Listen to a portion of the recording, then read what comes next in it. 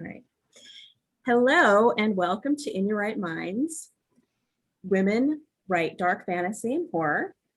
My name is Michelle Renee Lane, and I am a Stoker-nominated writer of horror and dark fantasy, and I'll be your moderator this evening. So I would like to first ask all of you to introduce yourselves and tell us a little about yourselves, and I'm going to start with Linda Addison. Hi, Michelle. Oh my gosh. Looking forward to your next book because you know I love your first one. Anyway, I'm Linda Addison. I have won a lot of Stokers, and I'm a Grandmaster per, so says the Science Fiction and Fantasy Poetry Association. I'm live in Arizona and staying in the air conditioning. Lee? Thank you for having me on this panel. I'm a little bit fangirling here because I think I'm the baby writer of the group, and but I'm an award-winning writer, editor, and very fledgling poet from Aotearoa, New Zealand. Lisa? I'm Lisa Morton. I write fiction, nonfiction. I call myself a reformed screenwriter because I've moved past that. My latest book is a collection spanning over 20 years of my short fiction. It's called Night Terrors and Other Tales. And oh, thank you to my personal goddess, Linda Addison. And I am really, really happy to be here with this panel of these spectacular authors and poets. Lucy? Hi, everybody. I'm Lucy Snyder. I write fiction, nonfiction, and poetry. My work has won the Stoker Award and been nominated for the Shirley Jackson Award. My most recent book was the story collection Halloween Season, and I have two forthcoming books. One is the poetry collection Exposed Nerves, and my novel Apocalypse Apocrypha will be out from Night Fair sometime next year. Stephanie? Hey everyone, my name is Stephanie Wytovich. I'm super pumped to be here, especially to continue supporting Seton Hill. I write fiction and poetry. My work has been nominated for the Stoker Award, and my collection Brothel took home the Stoker Award in 2016, 2017. I edit with Raw Dog Screaming Press, and I teach at a million different schools, and I'm constantly out of breath and running around. So I apologize for my scatterbrainness. Probably that's going to happen throughout this podcast. Okay, I'm super excited to see all of you. I was thrilled to be invited to be part of this, and I can't wait to hear what you guys have to say about my questions. So the first thing I want to ask you is, why horror? What brought you to the genre, and why do you keep coming back to it? And I can just go around the same way we did in let's start with Linda. I was going to say it might be easier for you to pick us. I actually started writing in fantasy and science fiction when I first started writing and getting published, because and a lot of horror writers talk about horror being an emotion. I wasn't really ready to face my own inner demon and shadow until I got past a certain point in my life. And then I can't turn away now. I just love it. I see it in everything. So there's not even a choice now. I mean, I wrote a story for Black Panther. Oh man, I can't do this. The Black Panther anthology, and they were like, could you do something about the ending? It's kind of dark. I was like, oh, okay. So, you know, I feel very in touch with my emotions on that level and writing from there. So even though I am doing science fiction now, also I'm working on a science fiction novel, but that just seems to be my rhythm now. Lee? Oh, and she does it so well, doesn't she? Yeah, I actually I have to admit that I started my writing career writing chick lit, because I sort of got sucked into that whole adage of write what you know, and I wrote a chick lit about running marathons because, you know, that was what I was doing at the time, and I realized it after, and it was a brilliant fun book, and I learned so much about writing and you know, the craft of writing and how to put out a book and all the scary stuff that goes around that. But I realized that the themes were writing really weren't resonating for me. That wasn't what I saw myself doing, and that kind of just led me to the dark side, because writing about what frightens you and what gives you, what the concerns you have, you naturally come over to all of these scary things like climate fiction and feminism and oppression and all of those big ticket issues which that underpin our lives. And so I kind of think that all of us are going to eventually come to horror. It is the place you end up. It is the place to go. And now, for example, I'm really enjoying and really getting so much. I've always kind of denied that Asian side of myself. I've sort of felt like I've had to put it in a box and close it away. And now I'm really learning so much about myself just by exploring and being those fears, those things. So that's kind of how I've come to writing horror. It's subversive anyway, right? It's already a subversive genre. So, I'm developing my unquiet self. Great, glad to hear it.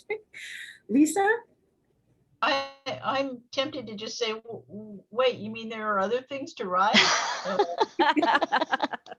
I have always been naturally drawn to horror. Even as a toddler, it was what I wanted to watch on television and read in my fairy tales, and it's kind of what I always wanted to do. And the stranger the world gets, the more the genre makes perfect sense to me.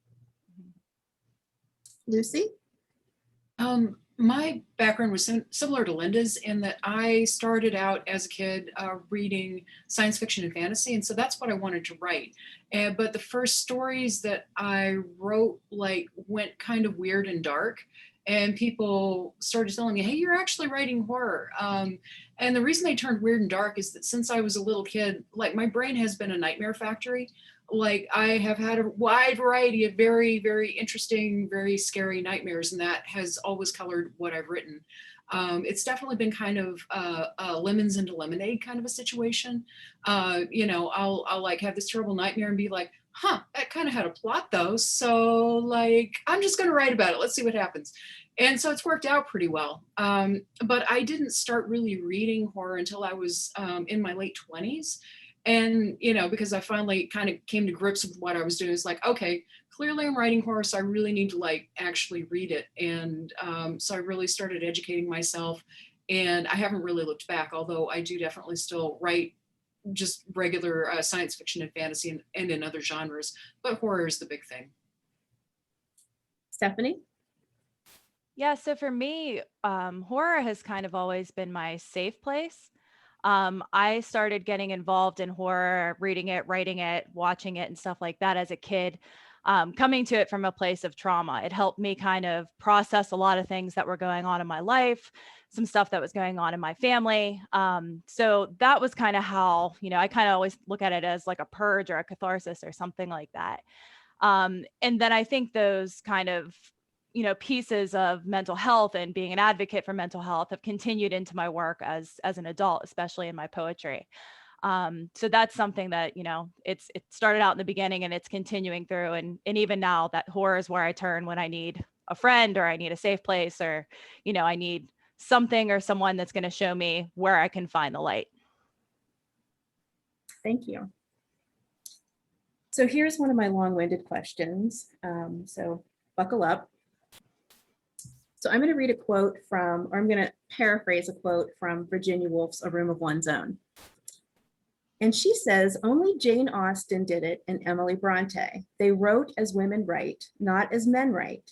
Of all the 1,000 women who wrote novels then, they alone entirely ignored the perpetual admonitions of the eternal pedagogue.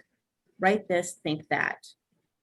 So based on that quote, how are you, as women writing horror, challenging or subverting this traditionally male-dominated genre and its expectations? And how is what you write changing what people view as horror? Linda? I was going to say you wanted to do the same order because I remember I was right after the question. Oh, that's Wow. such a good question.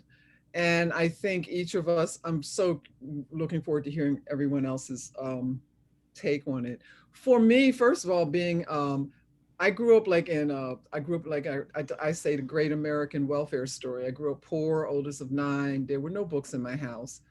And it was a very, very fearful childhood. There was a lot of stuff that wasn't cool. So anyway, but books were and libraries were my safe zone. So I stayed inside and all my imagination went inside through the books that I read. So when I got through college and started like coming out as a real talking human being, which I haven't stopped. I'm sorry about that.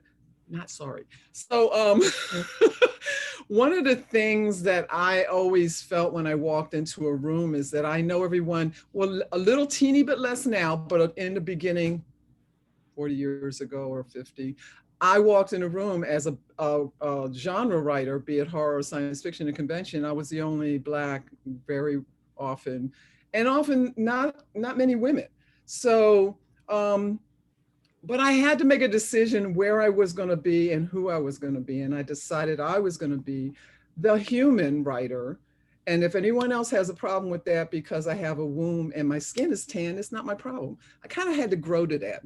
So the horror genre has been really wonderful to me about that. Lisa, I've known probably the longest here. And, you know, involvement in HWA, a lot of it was really important to me because of her. She started some things in the organization that I feel are making a huge difference, like the Sears Table column, in showing the rest of the organization that there are people writing horror that don't necessarily, that are like different. And so that I love. And I think that that has a unquantifiable impact as maybe my walking in the room and going, really, you know what, guys, not my problem, your problem. So, you know, it's just, I think just being me is pretty subversive. I think so, maybe, possibly. And not really, you know, at this point in my life, really not making any personal connection when someone else has a problem with that. Thank you. Lee? Oh, I got to go after Linda Addison every time. Oh my goodness. It's just I'm actually so glad that Linda mentioned the Sears Table, because that is one of the first places I go every month when the newsletter comes out. I'm like, who are the new people? Who are the voices I need to be reading? It's always enlightening. I always find someone, you know, of interest there. So yes, that's a subversive piece of writing just there, and definitely worth looking at. And, you know, kudos, Lisa, for getting that underway, because I think it is hugely valuable. I think that, you know, in terms of myself, I never saw myself in anything I read growing up. I didn't see any little Chinese girls from New Zealand, you know, no characters like that in any story. So I think part of it is perhaps this is what Austen and Eliot and those women were doing, is writing themselves into stories so they could see their own experience reflected. And I think that is where horror is wonderful, because they say, pull up a seat, join the table, where it's just such a welcoming genre for that. And again, going back to exploring those things that are relevant and resonate for us, you know, we have a right to a voice. And as Linda says, you know, because your skin is brown and you have a womb, you know, why shouldn't we have a voice? And so I think I'm only just now starting to be brave enough, and that's kind of sad that it takes, you know, me well into my 50s to be brave enough to do that. But and go those women who pioneered the way for us, who you know, who started that movement. Go them, I think. But I think that is the reason we need to see ourselves reflected, so we have that voice, and we're part of the dialogue. Thank you, Lee. Lisa? I always go back to growing up as a little girl in the mainly in the 60s and in the 70s, and I literally remember being like 8 or 10 and looking at television shows and movies and thinking, how come it's always the guys who get to do the fun stuff, you know? And when I got old enough to really consume tons of serious horror, when I was reading the Lovecrafts and Bram Stoker and all that kind of thing, and again, you would find yourself thinking, well, this would be a way better story if there was like a girl in the middle of it. So that was something that it just came naturally to me. It was something I wanted to see in what I was consuming. And so when I started to become a serious writer, it just naturally was for me, I was going to put the people I wanted to see in these things.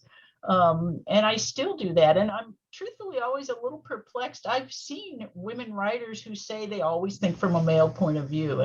And that always, yeah. And I'm always somewhat confusticated by that. I can only assume that it must be a form of programming, which is really sad. And I know that those forms of programming are something that many of us have worked to get past. So for me, I was lucky. It just came naturally that I wanted to put people like me into the middle of my stories. Lucy? To jump off of what Lisa was saying, I mean, all of us growing up, and I think fortunately it's possibly been a little less so for recent generations, depending, but like we all grow up soaking in misogyny. Like we're all exposed to that from day one in a wide variety of forms. So, I mean, I'm disappointed, but I'm not ever surprised when I run into a woman who's internalized that, which is, I think, where a lot of the whole, well, I think of fiction from a male point of view. It's like, well, yeah, of course you do, because that's what you've consumed. Like the protagonists are men, the stories are about men. And when I was growing up, I also didn't see myself in what I was consuming, a little bit more so in books. Like I could relate to the girl characters in books that I read a bit more, but like if I watched a television show, like I didn't see anybody who reminded me of myself. It's like the way that women were portrayed. I would look at myself and go, I'm not like that though. So what's going on here? So I've tried to be true to my own experiences when I'm writing fiction, and particularly when I'm writing poetry. I mean, in a piece of fiction, I might be writing from the perspective of somebody who's very much not like myself. But, I try to be true to that character as well as much as I possibly can. The idea of being subversive is a little bit complicated for me. Like, I don't necessarily see that just simply the act of being true to yourself is subversive, although it could be. It kind of depends on where you're coming from. One thing I try to do in my fiction is kind of look at tropes of horror, particularly tropes that might have like a lot of misogyny baked into them. It's like, we can all think of examples of that where, for instance, in Lovecraft, there's a lot of sexism and racism in Lovecraft. And boy, have I been invited to write for a lot of Lovecraftian anthologies. And so like, when I get invited to write, in the Lovecraft mythos, I feel like, okay, I have a choice of either ignoring what he did or being in dialogue and addressing it. And I try to address it, through the modern eye from, my own perspective as a woman. And so I kind of try to tackle things that way. And so sometimes that involves blowing up a trope or approaching it inside out or sideways or something like that. So that's kind of where I'm coming from. Thank you. Stephanie? So I was thinking about who I kind of cut my teeth on when I was growing up, and writers like Charlotte Perkins Gilman, Shirley Jackson, Mary Shelley, Sylvia Plath, they were my ladies. And they were where I liked to go. And I liked how they handled horror. I really liked the subtleness of it. Maybe not so much Shirley Jackson. She kind of went through the throat here and there. But what I wanted to do in my own work was I kind of wanted to ramp it up to 10. I wanted to not only just allude to mental health, I wanted to tackle it, front and center, like I did when I wrote Hysteria. I wanted to talk about the eroticism in the body, like Mary Shelley did in Frankenstein, but I wanted to talk about it from a woman's point of view. I wanted to talk about it from a queer angle, and that's what I tackled in Brothel. What I really like to do is I like to kind of go through these tropes that we see, like when Carol Clover wrote the monstrous feminine about the final girl, talking about the damsel in distress, you know, the mother, the monstrous womb, things like that. And rather than kind of look at it as these hindrances that women have to deal with, I like it to make it their power. If you're afraid of women because they have a womb, I'm going to tell you why you should be afraid of women because they have a womb. If you haven't seen the movie Teeth, I invite you to check it out. So I guess I kind of like to go for a less than subtle approach with my writing to kind of, like I said, kind of go for the throat, and kind of punch the jugular with my women in the horror genre. Yes, Linda. I just wanted to add real quick, like I said, where I am now has been a development. When I first started publishing, I was in science fiction. I took a workshop with Nancy Kress. And afterwards, I went up to her. I hadn't been published at all at that point. And I said to her, I think I'm thinking about using like LD Addison, so they don't know it's a girl writing it. Because at that time, there weren't a lot of women in science fiction. That was a long time ago, folks. I'm old, I'm just saying. And so she said to me, if you write it well enough, they're not going to assume that that opening character is female. And I'm still getting a chill. I got a chill then. I was like, oh, damn. Okay. I guess I got to learn to write really well. And that was really a turning point for me where I just never turned back from being a girl. And they didn't know I was Black until later. And then, you know, whatever. If I could pop on something that I thought was really interesting when I wrote my first book and was shopping it around, my first book, my first novel, was I was tackling a lot of religious horror themes. So we're talking like the Virgin as sacrifice, you know, the girl wearing the billowing white gown and walking across the moors, that type of stuff. And I immediately shut it down and said I wasn't going to do that. And my female characters were the complete opposite of that. And I got a lot of flack for it. A lot of people didn't want to take the book because it subverted those typical female stereotypes. And it was really frustrating. So my advice is if you're experiencing that, you'll find the right publisher who's going to support you. And eventually I did, and I feel very grateful for it. But I think it's really important not to compromise on your goals just because a handful of men or even women kind of look down and say, you know, this isn't mainstream horror. This isn't what we're used to. Like, maybe it's a good thing that it's not what we're used to because we need to see more empowerment in our characters. So that's just kind of like a personal thing that really irked me and like frustrated me when I was starting. So hopefully that can kind of help if you're running into some of those issues too. Lee? Michelle, it's such a good question. And so I wanted maybe just to throw it back at you and ask you, where did that question come from? And how, obviously, yeah, you were thinking something. So I want to know, where it came from and how that resonates for you. So in some way or another, each of you has influenced me as a writer, maybe not necessarily on the page, but being supportive. And I've read your fiction, I really like it. And one of the things that occurred to me was each of you write things that are accepted by large audiences, but you're writing about things that maybe a few years ago wouldn't have been the case. There might not have been a place for what you're writing. Stephanie, you're writing some very graphic descriptions about sex in the context of horror. Lucy, you wrote a story. You wrote one of my favorite short stories. I always pronounce it wrong, but it's Amygdala. And there's a lot of eroticism with that horror in a way that just kind of took me out of myself, and it was beautiful. But that is not for everyone. And so in a lot of ways, you're writing things that are making people hopefully uncomfortable and making them think about what horror is, what it might not be, or what it could be potentially. So I guess that's kind of where the question came from. And for yourself?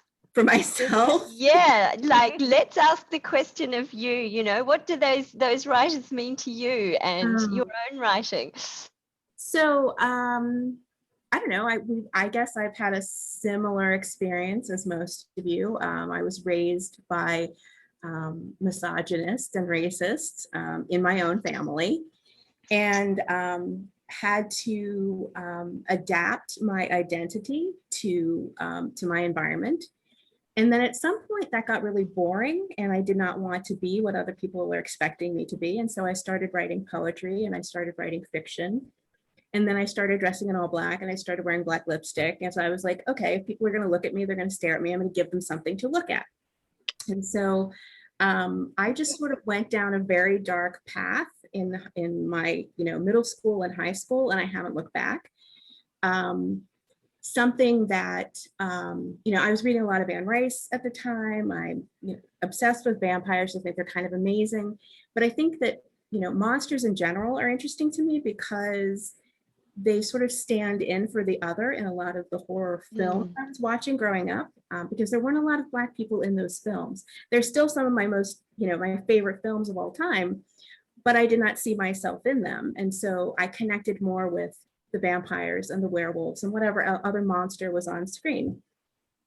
And so, the more I started writing, the more I started thinking about the things that I really enjoyed. And, I took a deep dive into Anne Rice's work. And I kept thinking about the fact that it was taking place, the interview was taking place during slavery, during that period of time in the South. And there's maybe one reference to the actual slaves in that story. Even though it's taking place on Louis' plantation, a lot of the action is happening there. And the slaves are basically window dressing. So it occurred to me that I wanted to write a story set in the South during slavery, but I wanted to be told from the perspective of a slave as opposed to just being a background character. And so that's what I did. And so I guess that's how I'm subverting horror. It's a really great novel. I love it. Thank you. Yeah. Thank So you. much I can't even. I think I bought it at Nikon and it had just come out and I sat down that night and read it and I was like, holy crap. Oh, good. Oh, thank you so much. Thank you. So I'm gonna ask you the next question, and that is, so we were all talking about our experiences and what brought us to horror, and it seems like for many of us, there's this thread of tragedy or trauma. And so, as writers, those things often end up on the page. But I want to ask you, like, how much of your actual trauma ends up on the page? How much of it do you disguise? And then also, as you're writing it, is it helping you at all in the healing process? Linda? Okay. I knew that was my slot. That's not an easy one to answer, to be honest with you, for me, because I write very much from a very authentic well of my reaction to the world around me and other people. So I don't think that my writing is direct. It's not like you can take this poem and say, or story and say that's that person in there. Except there was one in my first collection. My mom and dad, who are not here anymore, they're on the other side going, we know that was us, right? I was like, but anyway, since then I have developed writing in such a way that the writing is more representative in almost next cosmic level of whatever I'm feeling and whatever I'm reacting to, even if it seems very personal as far as the characters are concerned. So when I mentor other writers, I always talk about going to that authentic well inside of you, the thing of you that when you wake up in the morning and something happens, somebody says something, you see something and that pisses you off or that brings a reaction. That's the authentic voice that you want to write from. That may not be the one you publish. You may decide as you bring it out that you want to fill it with something else, something more cosmic, whatever. But I only care when I start working with someone that they are sitting down and writing authentically from that place of that loss, of their pain, of their fear, because that's what sets everyone different. Every single person on this panel has, including you, Michelle, has written from that point, and that's why our work resonates with people. So it has to resonate within something real in your feelings. For me now, not necessarily directly a person, although I've done that too, you know, more so if I'm not feeling it, I'm not writing it. Mhm. Lee? Yeah, I think Linda really nailed it there. I mean, it is about authenticity and diving deep into yourself and putting something real on the page, isn't it? And I agree with what Stephanie said before about, you know, using those demons and putting them on the page and sort of using them to kind of well, I guess if the demon is conquered, then there's sort of a way through, isn't there? So that's so valuable, and also, you know, you an experience shared is kind of halved, right? You know, it's just out there and on the page, and there's that release when those monsters have escaped. So I think there's an element of that. I'm being braver. I say, I'm just still learning this, and I haven't always been brave, and so I've kind of hidden things, you know, kind of in small pockets rather than just kind of throwing it out there and being a bit more immersive about it. So I'm attempting to go that way, and I think that perhaps my fiction is stronger for it. I don't know. I'm still experimenting. But yes, how much of you can you put on the page? And there's that aspect of, you know, there are still people that can be hurt, as Linda put it very clearly. You know, if you're writing about family members and aspects of things that have gone in the past, you also, you know, in healing yourself, you don't necessarily want to go and hurt somebody else. So there's that element of being a little careful and slightly guarded there too. So it's tricky, isn't it? It's a fine tightrope that we're walking as women, particularly. So yeah, I'm trying to be more that way, is my answer. Lisa? I feel like I've been very lucky and very privileged in a lot of my life, and I had great parents. My parents loved horror.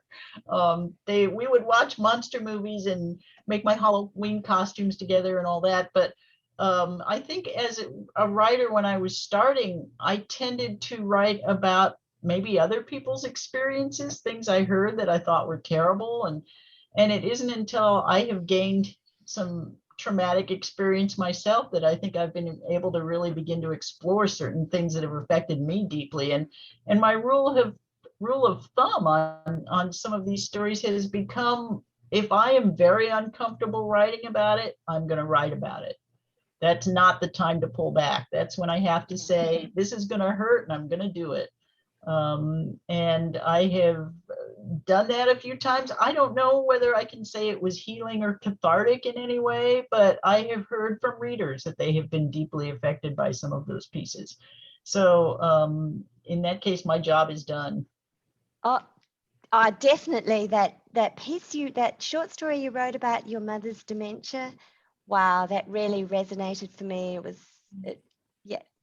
My dad had dementia. He passed away last year, but yeah, it was just so I cried when I read that. So yeah, that it definitely does resonate, Lisa. And I think that's one of those things that many of us were brought up to believe it was impolite or somehow wrong to discuss those things publicly. You were not supposed to discuss handicaps or these things that were happening to people you loved. And it's become important to me to discuss some of those things because of the fact that so many of us can relate to those things. Thank you, Lisa. Lucy? I sort of jokingly told an interviewer once that my power animal is the oyster. I do write a lot in response to irritation. Something will be bothering me. Something will be rolling around in my head. Something's got me bothered. It's got me annoyed. It's got me angered. It's got me upset. It's got me sad. And I'm going to write about it. And I do this partly as kind of an exorcism. I figure, okay, I'm going to sit down and write about this and hopefully just get this out of my head, send it out into the world. Other people can read it, but I will be done with it. And I run about 50-50 on that. I have written a story that was cathartic. There was some bad stuff that happened around my mom's death that I personally felt guilty for. It wasn't really anything I could control, but like it's one of those things that like afterward you're like, oh, I should have done this, that, and the other because I didn't know that the situation was as bad as it was. And So I wrote about that in a piece of fiction. And I'd been feeling terrible about this for, 15 years, but then I wrote the story and I was crying like all the time while I was writing the story. But it got accepted for publication, readers liked it. And lo, I felt better afterward. But in general, anything that happens to me, particularly if it's something bad, like I'm like, this really crummy thing just happened to me. At least I can write about it later. Let's have this be worth something, for God's sake, something later on. So I will very happily mine the darkest corners of my own life. And I will mine the corners of friends' lives if they give me permission. Like, I've been around when bad things have happened to my friends. And I mean, it didn't happen to me, but I was right there and I felt full empathy for them. And I was, aghast or angered or saddened on their behalf. And then later I'd be like, hey, look, would you be all right if I use this in the character? And they're like, yeah, that's cool. Or they're like, please God, don't. And I'll be like, okay, my hands are off this. But yeah, it goes back to authenticity. I think that most people, though, aren't going to know the difference between stuff that actually happened versus things that I've simply imagined. If I'm imagining something, I try to do my homework and make sure that it's going to come across as authentic, even if I haven't personally experienced, even if nobody that's close to me has personally experienced it. Memoirs are great for that. And that type of thing. So I've gotten braver as I've gone along as a writer. I used to be really afraid that if I wrote about something that had really happened to me that was kind of sensitive, I'd be like, oh man, everybody's going to know. Well, not necessarily. I mean, people will make assumptions about you or not based on your fiction anyway, and nobody's necessarily going to know. I mean, if you're writing straight up nonfictional memoir and you say this really happened to me, then I mean, obviously, yeah, people are going to take that at face value. I guess if you're looking for things that are more heavily populated with things, what really happened to Lucy, read my poetry. My fiction's going to be a mixed bag. So, yeah. Okay. Stephanie? Yeah, kind of to build on what Lucy just said, my fiction's a little bit here and there. But my poetry, I don't, I think it's pretty safe to bet that I'm putting a lot of myself on the page. With that. And it didn't come naturally at all, really. In the beginning, I was very, very afraid to show a whole lot of myself on the page. And I'm going to tell a story that my mother will hate me for, but I've told it a whole bunch of times before, so she's used to it. But when I was little, and I used to fill up journals upon journals upon journals of poetry. And for the most part, it was, I was in therapy and I didn't want to talk. I didn't feel comfortable talking to anybody. So my therapist told me I should journal and I should write. And that's what I did. And then one day those journals got opened and read, and I was very, very upset. And I ended up getting rid of them all. And I shut a chapter on my life that I don't know that I was necessarily ready to shut quite yet. And I had people, kind of throughout my life who were constantly telling me, you need to take yourself out of the fiction. You need to take yourself out of the poem. And it just never felt right with me. It wasn't the type of voice I wanted. It wasn't the type of story that I wanted to tell. It wasn't the type of poetry that I wanted to read, especially with horror poetry. I wanted to see what people were going through. I wanted to feel like I could connect. I wanted to kind of make that association. And so when I started, it was, I don't want to say it was quiet because my first book was Hysteria and it was very violent and very in your face. But it had less of me than some of my more current work. And the more that I started to put myself on the page and the more reader response that I got from sharing this stuff and, from it helping other people and it helping me, eventually, I kind of crawled my way up to writing sheet music to my acoustic nightmare, which is essentially half memoir and half, fictional poetry. And it was by far one of the hardest things that I've ever written in my life. Even just kind of talking about it now gets me feeling like a whole bunch of emotions because I think it's very easily the most confessional piece that I've done. But that's what I like about horror. I like seeing what people are going through. I like seeing how it affects me, and I like seeing them come out on the other end. And that's what I've really been kind of pushing, to do throughout my entire poetry career, and what I'll continue to keep doing too. Thank you all for being so very transparent. I appreciate that. So do your stories have happy endings? Why or why not? And if you could change the ending, if you could change the ending of one of your stories, would you change it to be the opposite of how it ends? Linda?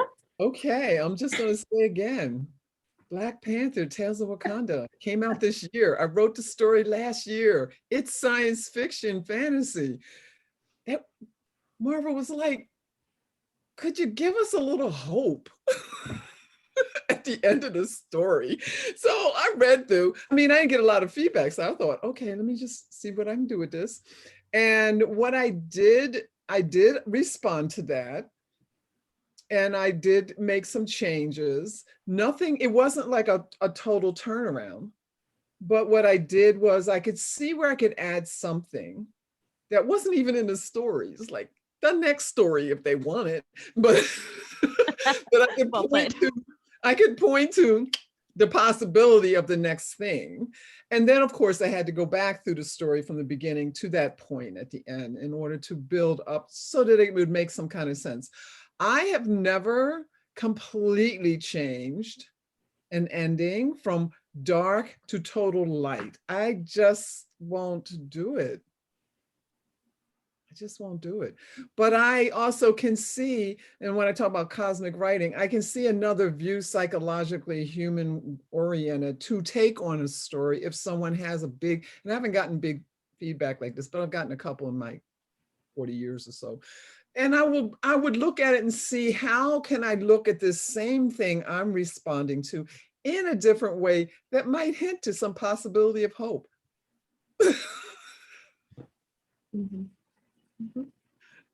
So Lee, do you write happy endings? Yes, I do sometimes, and sometimes I can't help myself, and everybody dies.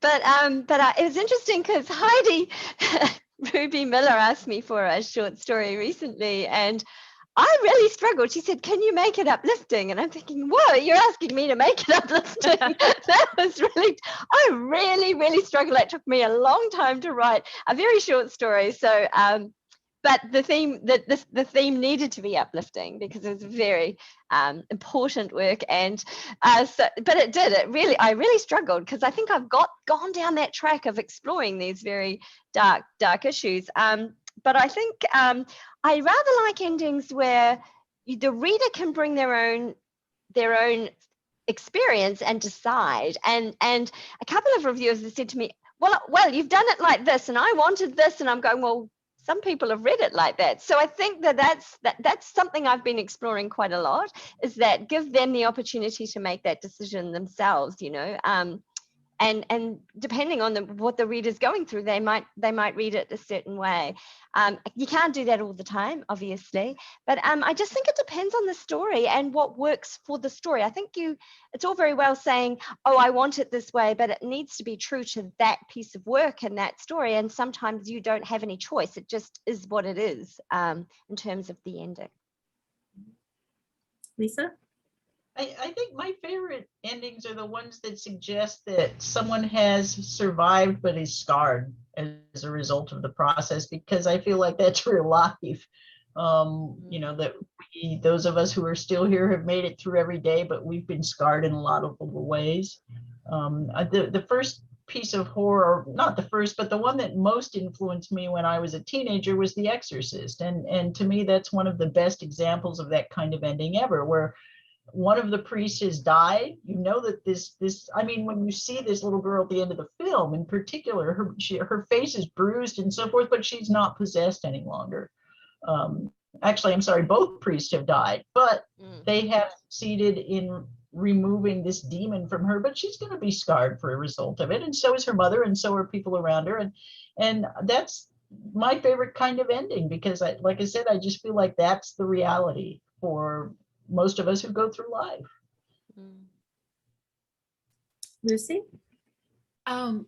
As others have said, it really depends on the story and what the story requires. I first and foremost want the ending to make sense for the reader to feel satisfied with what the story has accomplished and the road that it's taken. That said, I enjoy ambiguous endings, endings that can be read in a couple of different ways. not necessarily ambiguous with what physically happened plot wise, but what does it all mean? There are sometimes I've written an ending that seems like a happy ending, and that the protagonist has gotten what he or she wants or what they've been striving to get through the plot.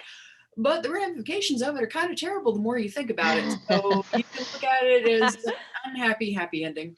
And, then of course there are instances where the protagonist is completely failed. Terrible things have happened to the protagonist, and the reader's going, oh, thank goodness.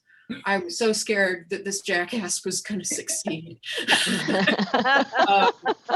So, it can go a variety of ways. I kind of enjoy subverting trope expectations. Like if I've been assigned to write really, really grim cosmic horror, I do like kind of sticking an unexpected happy ending on those things, just because I think the expectation going in is that everybody's going to die horribly, because of the type of story that it is. So, yeah. Stephanie? This is a tough one for me to answer because I feel like nothing that I write ever ends up happy or hopeful. But I will say that I feel like because I typically I like writing from the point of view of a villain. And I also like writing characters that have to become the monster in order to survive. So I guess it's happy for some people, less happy for others. And it just it depends on, who's telling the story. Cause like I said, when I'm tackling tropes surrounding, the feminine or whatever, what have you, a lot of my women become monsters as a way to overcome the oppression or the violence or, whatever type of obstacle is in front of them. So in some ways it's very, very empowering, and you read it and you're excited, and then you shut the book and you're like, oh wait, she's legitimately a monster and she's killed half the people in the cast. Like, is that good? And it is, but it's conflicting. So I'm not really sure where I live with my endings. Like I said, I guess it kind of just depends on who's reading it, for that matter. Yes, Linda. I'm sorry. What I think is happening is because I went fast first and then everybody talks and then I get something tingling in my head I need to say.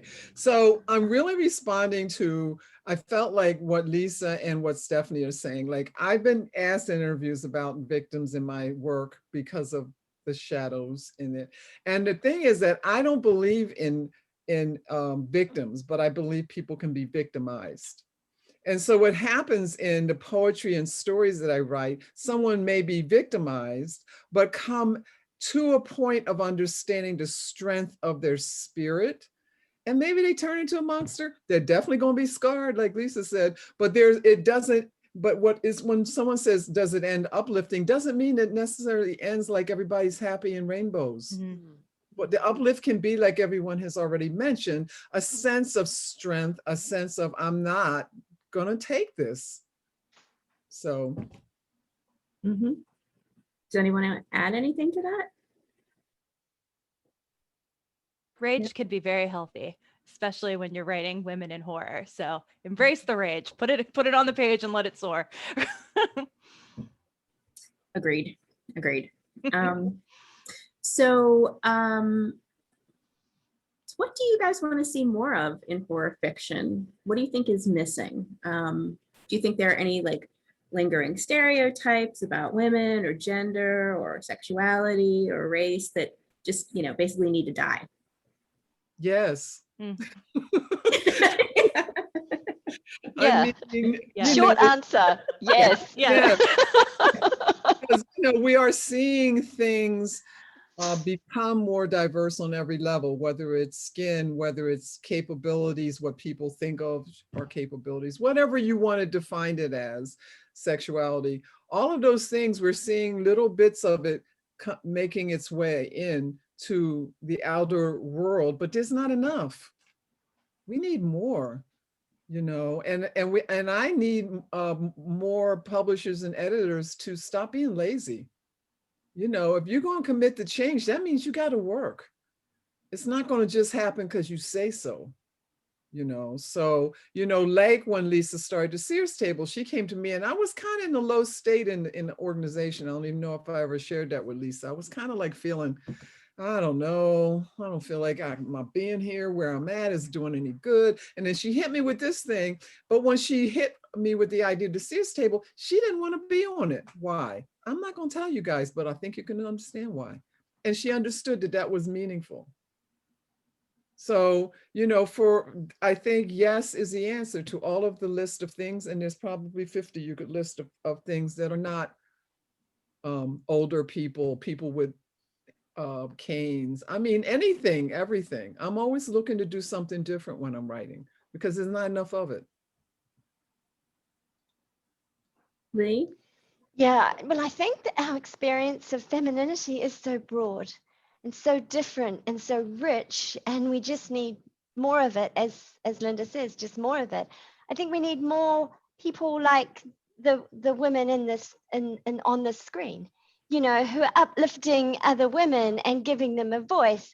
And we don't want to be I mean, how many of us have been the only woman on a TOC? You know, how many of us have been the only person of color or you know, it's that we don't want to be the token. We want to be part of the bigger sisterhood, the whole. And I think there's just so much opportunity in this, you know, in this genre, and so much experience that we're just not tapping into, that we're not reading about, that we, you know, that we don't, people that aren't seeing themselves on the page. And so those opportunities need to be there. I agree about publishers. Bravo to, you know, people like Kate Jones and Jennifer Barnes, who just, you know, open it, you know, keeping the conversation going and trying to signal boost and get those voices out there, because I think that is really important. One of the things that happened to me as part of the Black Grains sisterhood, because we are calling it a sisterhood, and there is a whole breadth of experience of, you know, even within Asian women writers, you know, it's just huge. And we, Genevieve Flynn and I went to a book club, which was hosted by an Indian book group. And they said, well, where's our Black Cranes? Where's the, you know, where's the experience of Asian women from India? You know, where's that book? Why didn't you include any of those writers? And we're going, oh, you know, we only have so much space and so much budget. And, you know, and also I didn't quite feel ready. I wasn't, you know, that's not necessarily my experience, because that experience is so broad. So, you know, yeah, where is that book? Because, you know, as soon as someone does it, I'm going to read it. I'm going to read it. I want to read it. So more, please, is the answer. More, please, more. Lisa? As short a time as 10 years ago, I was routinely seeing no women in the table of contents of anthologies, at small press publishers, listings of their authors. And that was certainly one of the things that, and authors of color were just, I mean, it was embarrassing, frankly, and a stain on the genre as far as I was concerned. And that was behind part of the impetus behind wanting to get things like this Sears table and our diverse works inclusion committee going. And because these writers were out there, they were just hard to find, which is shameful. And ironically, just this morning, I went to order a book from a small press publisher who's a really fantastic publisher. And I ordered the book, and I happened to be on their list of authors. And there was one woman out of about 40 names on that page. So it's something that we still have to work on. And by the way, I'm not even sure I can blame a publisher in a situation like that. They're publishing what's selling. Yes, they need to take responsibility and take maybe some hard look at what they're doing, but also readers need to want to expand their horizons. And I think the Sears table has done a great job of that, because I've learned a lot from it, which has been spectacular. But I also wanted to mention that one of my personal pet peeve tropes is the horror writer who returns to their small town. I am so over that. And I am also just over the general idea that horror cannot be urban. I don't understand that. And I have talked that to people about this. I put that very question out to them. Why don't you think horror can be urban? And they say things like, well, because it's so dependent on isolation. Okay, then make the urban location isolated. That's a fairly obvious answer, I think, but I want to see more horror set in urban locations, because the country's changing and the genre should be reflecting that. More and more of us live in urban locations now. We don't all live in small towns and rural areas, and I'd like to see that continue to expand. Lucy? I think things are getting much better than they used to be, certainly. I mean, I still do run into anthologies that unfortunately might have like a woman and no writers of color on the table of contents, but that's becoming less and less. I mean, I think publishers are taking own voices much more seriously than they used to, and things like that. I do get frustrated with some publishers who sort of throw up their hands and say, well, you know, we said that we wanted, you know, a diverse table of contents in our call for submissions. What did you expect us to do? But they've done no outreach. You know, they published their call in the same old places they always published it. You know, they didn't cast their net very widely. And, you know, having edited Carol Mad 4 with Michael Bailey, we reached out to people. You know, we spent some time making sure that we would have a balanced table of contents. You know, that kind of due diligence is extra work, but it's certainly not, you know, an insurmountable amount. And, you know, if you aren't seeing the types of stories that you wanted to see in your slush pile, you fix it. You reach out to other people, you try different things. You know, you don't just like, you know, wave your hands in the air and go, well, what could we do? There was a lot of things you could have done and you didn't do them, buddy. But, buddy. but I think, you know, that people are in general taking this much more seriously now, and they're doing a much better job than they did in years past. To jump off of what Lisa said, the horror trope that I think that can die in a fire forever is what I call the slurped by the glop story. And to be fair, I don't see these too often, but I do see them periodically, particularly when I'm reading slush, which is you've basically got a protagonist who's set up to be tortured horribly by the plot and then die at the end. There are a couple of problems with this. Often the protagonist who's tortured horribly happens to be a woman. So you're reading really gross torture porn where a woman is targeted. And second, these are really boring stories. The protagonist never has any agency, never has any chance to change their fate. So like, from a plot standpoint, it's completely broken and dull, on top of being, you know, really gross from a misogynistic standpoint. I have seen some instances of that where people were aware of the problems and created a successful slurped by the glop story, but those are few and far between. So I feel like that one can go away forever. Stephanie? Yeah, so I definitely do think that the overall climate is getting better. But, you know, earlier I talked about some of the writers that I cut my teeth on when I was getting interested in the genre. But they're also like Shirley Jackson, Charlotte Perkins Gilman, like Mary Shelley. Those are names that everybody knows. Like everybody knows who they are. If you don't, that's also okay. But like for the most part, they're widely talked about and read, whether you're studying horror or not. And I know that the book that I really wish that somebody would have put in my hands as an undergrad or in grad school was Monster, She Wrote by Lisa Kroger and Melanie Anderson. That book freaking changed my life. And I really, really applaud everything that Valancourt Books is doing. Because they're resurrecting all of these stories.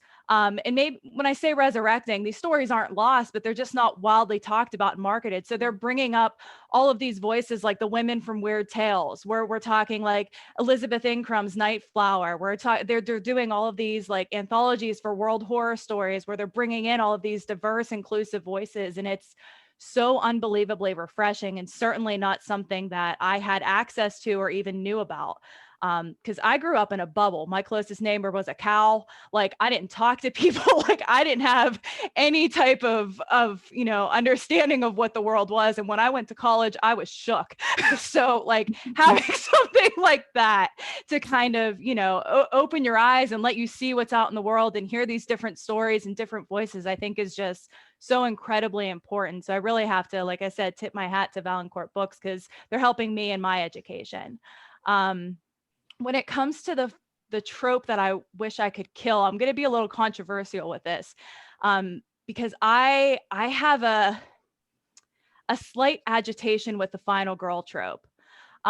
which is funny because my entire everything that I've done in horror for so long was based on the final girl trope. And it wasn't until I read a book by Julia Kristevia on objection in horror that I realized that the final girl was still being championed through the male gaze. And I feel like we see that a lot when we're watching horror films, and especially slashers. You know, we still have, you know, yeah, it might be a girl who's championing at the end, but she's still scantily clad, you know, and barely any clothes. She's still really, really attractive. Like she's still kind of fawning after all the men, and it's always men. It's very seldom is it ever women, unless we're talking about Jennifer's body.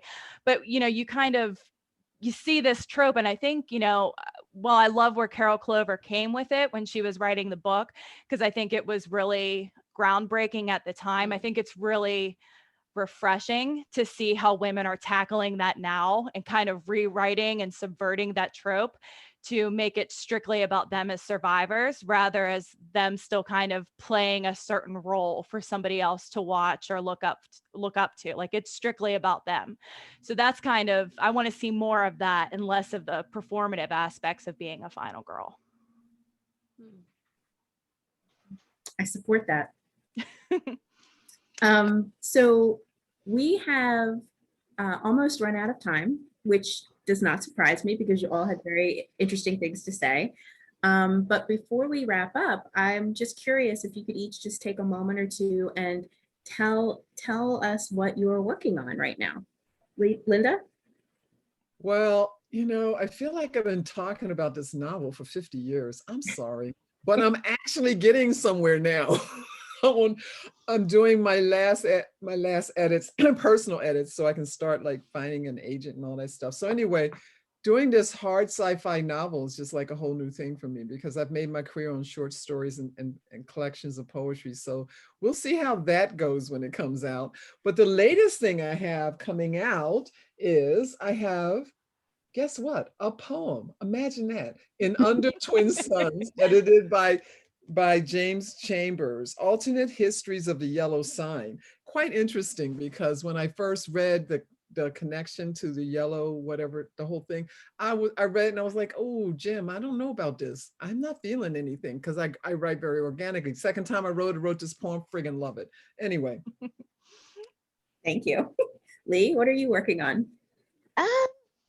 Well, the last thing was a webinar, to hand out that went a bit overboard. Yeah, that's it. But I'm also working with Angela Yuriko Smith on something called Unquiet Spirits, which is looking at Asian monsters as a collection of essays. So that's a little bit new for me. I'm just about to start my first ever residency called the Grimshaw Addison Residency, which is funded by a little trust. And I'll be working on a poetry collection, prose poetry collection called Fox Spirit on a Distant Cloud, which looks at the Asian women's diaspora in New Zealand through the iterations of the shape-shifting fox spirit of Asian mythology. So I'm pretty excited about that they saw some merit in that. And I'm also working on a screenplay and a secret squirrel poetry collection. So I can't talk much about those yet. So hopefully be announced soon. Lisa? I'm also in Under Twin Suns. Thank you, Linda, for Night Terrors and Other Tales as well. Linda will be getting a commission from me very soon. PayPal me. Aside from that, I'm also working on the biggest nonfiction book. I just handed it in, actually, the biggest nonfiction book I've ever done, and it's something I'm really excited about. I don't want to say anything about it yet because the proposal is still working its way up the ranks, but it would be a gigantic art book. And it will be nonfiction, and everyone please cross digits for me on that one. Halloween themed? No. No, wow, okay. Oh. What are you working on, Lucy? I'm in the middle of finishing Apocalypse Apocrypha, which is actually an expansion of Magdala Amygdala. So if you like that short story, there's going to be more in that world, other characters, things like that. Once I've got that one turned into my editor, I'm going to be writing a Phantom of the Opera story for Classic Monsters Unleashed, which just had a very successful Kickstarter. And then I am going to be writing nonfiction for Writing Poetry in the Dark. I'll be writing about gender and sexuality. Ooh. Very nice. Stephanie, what are you working on? Aside from grading and grading and grading and grading and grading. All the grading. No, I have a couple of irons in the fire right now. So I'm working on finishing up my next poetry collection, which will be all witchcraft and folklore inspired. So I'm really excited about that. I also have a couple short stories that I owe people that I need to get to and finish sooner rather than later. I am editing the nonfiction anthology Poetry in the Dark, and I'm very, very excited to have Lisa and to have Lucy, on our TOC, and more information about this will be coming soon. But that's a project that's really close to my heart that I'm excited to get out there. And then, kind of like Lisa, like Linda, I've been talking about this book that I've been working on for 5, 6, 7 years now, but it's called The Dangers of Surviving a Slit Throat. And it is a very weird, bizarre, unlike anything I've ever attempted type of story. And I'm really excited about it, but it scares me, which is why I haven't finished it. But I made it a personal goal to really, really try to finish it this year. So my attention is also on that piece. Well, I want to thank all of you for being here. And I can't tell you how excited I am to see all of you. It's been a really long time. And I'm looking forward to seeing all of you in person soon. But thank you so much and have a very good night.